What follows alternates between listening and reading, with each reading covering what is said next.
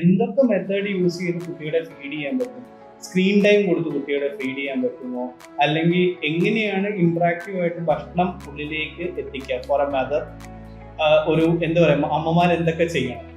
ഇത് ഞാൻ പറഞ്ഞു കഴിഞ്ഞാൽ കുറെ അമ്മമാര് പെടും. കാരണം അമ്മമാര് പൊതുവെ എന്നോട് ചോദിക്കുന്ന കാര്യമാണ്. ഞാൻ പറയുമ്പോഴൊക്കെ അവര് വേണ്ടെന്ന് വെച്ച് പോകാറുണ്ട്. വേറെ ഒന്നുമല്ല, മെനക്കെടാ, ഭയങ്കര മെനക്കെടാ കുഞ്ഞുങ്ങളെ കഴിപ്പിക്കാനായിട്ട് എന്നാണ് മാതാപിതാക്കളുടെ ഒരു ധാരണ. പക്ഷെ അതങ്ങനെയല്ല.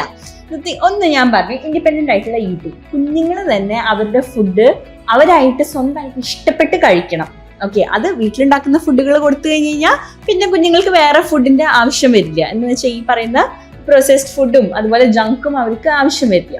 അപ്പോൾ വീട്ടിലുണ്ടാക്കുന്ന ഫുഡ് ഇൻഡിപെൻഡന്റ് ഈറ്റിംഗ് എൻകറേജ് ചെയ്യുക. രണ്ടാമതായിട്ട് തന്നെ കുഞ്ഞുങ്ങളുടെ കൂടെ ഫുഡ് കൊടുക്കാനിരിക്കുമ്പോൾ കഥകൾ പറഞ്ഞു കൊടുക്കുക, അവരെ കാണിക്കുക, നേച്ചർ കാണിക്കുക.